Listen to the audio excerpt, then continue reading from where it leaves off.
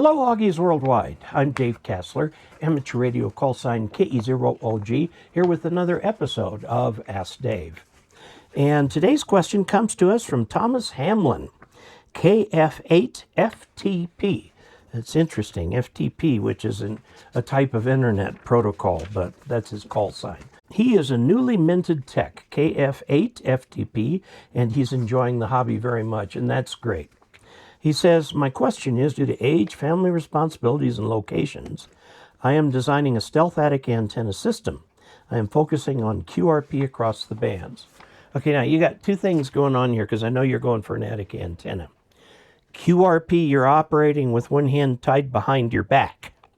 Okay, now when you put in an attic antenna, it's like taking that hand all the way around and tying it in front of your stomach, okay? You're doubly handicapped.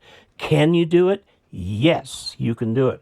But I do not recommend that people start out on HF on QRP. That's sort of like a next step operating. Have I known people who've done it successfully? Yes, I have. So you can do it successfully too. But be aware that you're biting off a lot to chew. And if you are finding yourself having trouble getting QSOs, then yes, you're going to want to talk to your fellow club members and see what you can do. Okay, he says, my next step's the general license. When I get there, I will begin building in earnest. And that's good. I recommend that people do not purchase or otherwise commit to any equipment of any kind until you actually have the CSCE in hand from your examination. Then you can buy equipment. So I would not recommend buying antennas for general class and stuff like that until you have that CSCE in your hand. I have seen too many people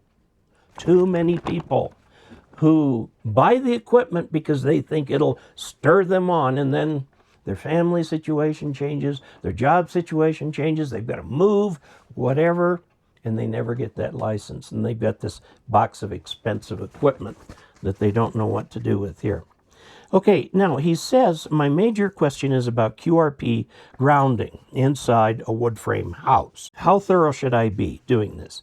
None of my equipment, including the antenna, will be exposed to the weather. Have you any suggestions? I wish to be safe. The answer is yes, I do have a suggestion.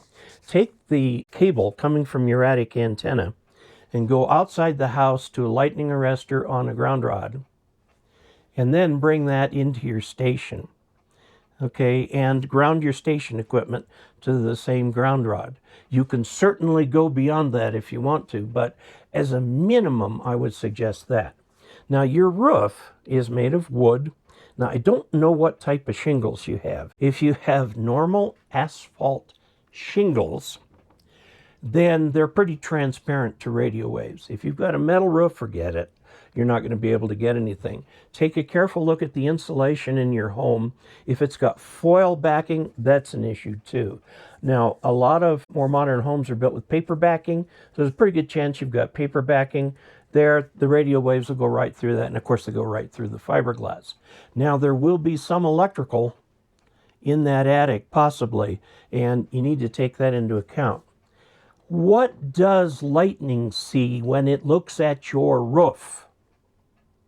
The answer is, it doesn't see anything. It's invisible to it. The lightning can come crashing down into the roof. However, I've looked at the statistics, and in the last umpteen years, no one has been killed by lightning indoors. Okay? Across the entire country, the USA, no one has been killed by lightning indoors. So you're in pretty good shape there. But I still, if you have a nearby lightning strike, that antenna can pick up a lot of energy and send it right into the back of your rig. That's why you want a lightning arrestor. This is an example of a lightning arrestor. This has got the SO239s here. You screw your PL259 into. It's got a stainless steel stud down here that you can use a hose clamp to, a stainless steel hose clamp to clamp to your ground rod, or you can get something much more fancy like a single point ground panel like the one you're looking at here. This is what it looks like from the outside and what it looks like from the inside. This is kind of the central area for all my grounding. Okay? So you can do quite well with that. If you were to forego that and just put the antenna in the attic, there are 3 reasons for putting in ground rods. One is safety, okay? Number 2, it can help reduce noise. I have found this in my case. My station's very well grounded, and even if I have a noise-making device in here like LED lights and stuff like that, I don't hear it on the radio. Why? Because the radio doesn't pick up anything inside the room. Everything is shielded and grounded. Now, if something happens outside, it can pick it up on my antenna.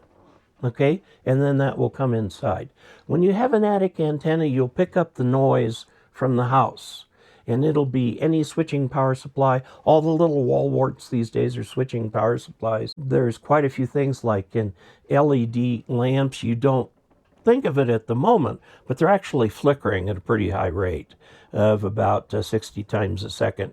So, or 120 times a second if they use both halves of the pulsating DC.